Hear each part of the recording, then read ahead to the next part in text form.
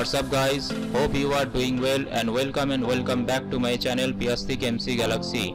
This is your designer friend Swastick Acharya presenting you today a new design concept of business or professional roll-up banner in Adobe Photoshop.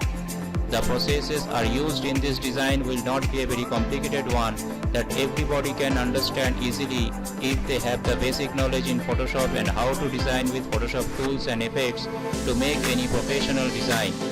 Through this tutorial, everyone, especially who are at the beginner and intermediate stages, can take a good idea, I hope, about how to design professional roll-up banner in Photoshop with some simple steps.